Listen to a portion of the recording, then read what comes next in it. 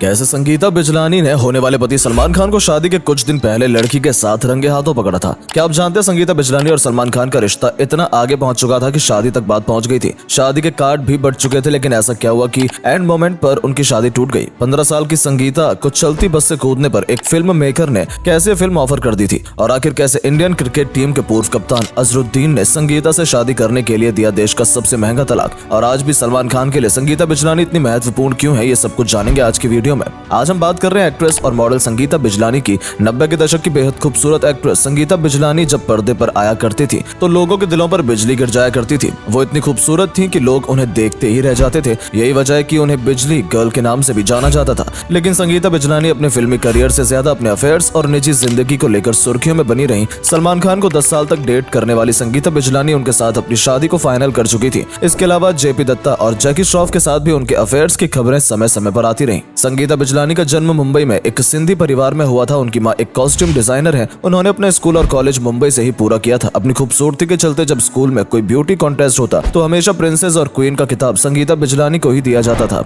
इसी दौरान उन्होंने कैंपर क्वीन और पेप्सी क्वीन जैसे खिताब भी जीते थे। इसी बीच 16 साल की उम्र में उन्होंने अपना पहला एडवर्टाइजमेंट किया जो कि डिटॉल का था। ग्रेजुएशन के दौरान उन्होंने 1980 में मिस इंडिया का खिताब जीता। मिस इंडिया बनने के बाद उनके पास दर्जनों एड फिल्म का ऑफर आने लगे थे। कैडबरी, निरमा, वीको वज्रदंती जैसे तमाम एड में संगीता को देखा भी गया था। साल 1980 में उन्होंने मिस यूनिवर्स में नेशनल कॉस्ट्यूम का अवार्ड भी जीता। संगीता ने दक्षिण कोरिया के सियोल में भारत का प्रतिनिधित्व किया था, जहां उन्हें अपनी मां पूनम बिजलानी के डिजाइन किए हुए कॉस्ट्यूम पहने, जिसके लिए उन्हें सर्वश्रेष्ठ राष्ट्रीय पोशाक पुरस्कार मिला। स्कूल के दिनों में संगीता टॉम बॉय टाइप की होती थी। एक बार वो चलती बस से कूद गई थी क्योंकि उनके घर के स्टॉपेज पर बस नहीं रुकी थी। जैसे कोई स्टंटमैन जंप मारता है, संगीता बिल्कुल वैसे ही लग रही थी। वहीं पर एक फिल्म मेकर की नजर संगीता पर पड़ी। वो बहुत हैरान हुए और संगीता से जाकर सीधा कहा कि मुझे तुम्हारे साथ फिल्म करनी है। उस वक्त संगीता सिर्फ 9वीं क्लास में थी। उन्होंने इस ऑफर को ठुकरा दिया और घर पहुंचकर अपनी मां के साथ इस बात पर बहुत हंसी। 1987 में कातिल फिल्म से संगीता ने बॉलीवुड में डेब्यू किया था,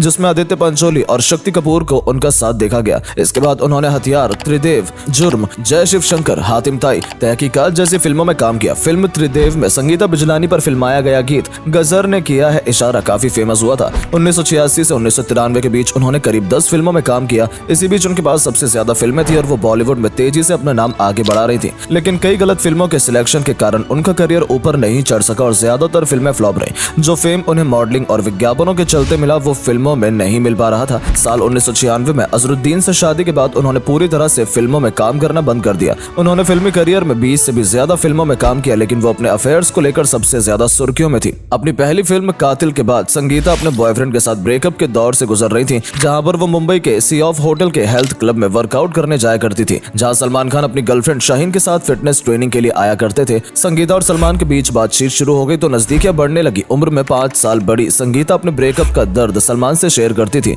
सलमान के सिंपैथी और संगीता की बातचीत का अंदाज एक दूसरे को पसंद आया तो बात प्यार तक पहुंच गई और दोनों रिलेशनशिप में आ गए। सलमान ने शाहीन से किनारा कर लिया और संगीता को डेट करने लगे। दोनों का रिलेशनशिप टीवी और न्यूज़पेपर की हेडलाइंस बनने लगा। संगीता सलमान की जिंदगी में सबसे लंबे वक्त तक रहने वाली लड़की बन गई। दोनों का अफेयर 10 सालों तक चला। इसी बीच वक्त एक ऐसा भी आया जब अक्सर सलमान के एटीट्यूड और हरकतों से परेशान होकर संगीता परेशान होने लगी और किनारा करने का फैसला कर लिया। इसी दौरान उन्हें फिल्म हथियार में काम करने का मौका मिला। इसके डायरेक्टर जेपी दत्ता थे। फिल्म के दौरान संगीता की उनसे काफी नजदीकियां हो गई थी। इस फिल्म के बाद जेपी दत्ता की वाइफ बिंदिया ने मीडिया में आकर संगीता को काफी खरी खोटी भी सुनाई थी। ये वो समय था जब संगीता बड़े बड़े डायरेक्टर्स के साथ काम कर रही थी और उनकी पॉपुलैरिटी धीरे धीरे बढ़ रही थी। इसी बीच उन्होंने फिल्म त्रिदेव में काम करना शुरू किया, जिसके को स्टार जैकी श्रॉफ थे और उनसे भी उनकी करीबियां बढ़ने लगी, क्योंकि कहीं ना कहीं वो सलमान खान के साथ अपने रिश्ते को आगे बढ़ाने में मुश्किलों का सामना कर रही थी। संगीता जैकी से काफी इंप्रेस थी। अक्सर वो जैकी के इंटरव्यू में तारीफ किया करती थी। एक बार तो उन्होंने इंटरव्यू में ये भी कहा था कि जैकी जितने अच्छे इंसान है उतने सलमान नहीं है।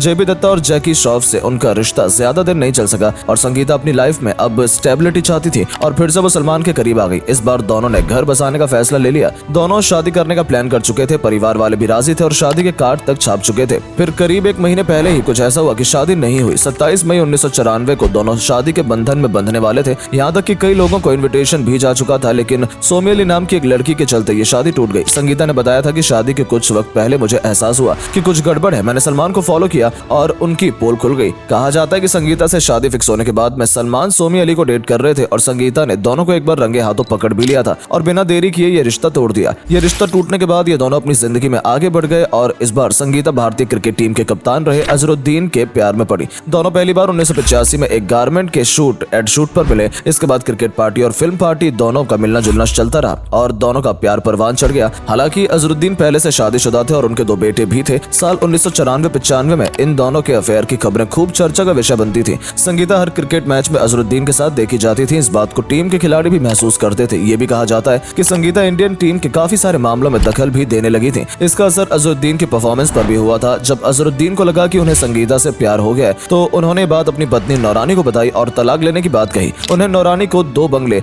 2 BMW और 1 करोड़ रुपए हर्जाने के तौर पर देने पड़े, जो उस वक्त देश का सबसे महंगा तलाक माना गया था। अजहरुद्दीन और संगीता की शादी हो गई और संगीता ने इस्लाम धर्म अपनाकर अपना नाम आयशा कर लिया और संगीता के ऊपर पानी की तरह पैसा बहाया जाने लगा। उनके नाम पर कई कंपनियां खुल गई और नई गाड़ियां खरीदी गई और इसी वक्त मैच फिक्सिंग में अजहर का नाम आया और 2000 में उनके क्रिकेट खेलने पर आजीवन बैन लग गया। पैसों की दिक्कतें बढ़ने लगी और संगीता और अजहर के बीच भी दिक्कतें होने लगी और 2010 में दोनों ने सहमति से तलाक ले लिया। अजहर से अलग होने के बाद संगीता एक बार फिर मुंबई लौट आई। जब सलमान को पता चला तो एक दोस्त होने के नाते उन्होंने संगीता का हर तरह से साथ दिया और अपनी दोनों बहनों को संगीता का ध्यान रखने की जिम्मेदारी दी। खान परिवार के संगीता और करीब होती चली गई और हर फंक्शन में देखी जाने लगी और सलमान का संगीता के प्रति व्यवहार मीडिया कैप्चर करने लगी। संगीता बिजलानी ने अच्छे डायरेक्टर्स के साथ काम किया, जिसके बाद उन्होंने छोटे पर्दे पर भी किस्मत आजमाई और सीरियल में नजर भी आई। उसके अलावा कहा जाता है कि सलमान खान के कहने पर ही कुछ रियलिटी शो में उन्हें एंट्री दी गई और सलमान दोबारा से संगीता को लॉन्च करने की तैयारी में है। खैर जो भी है, हम संगीता के अच्छे भविष्य की कामना करते हैं।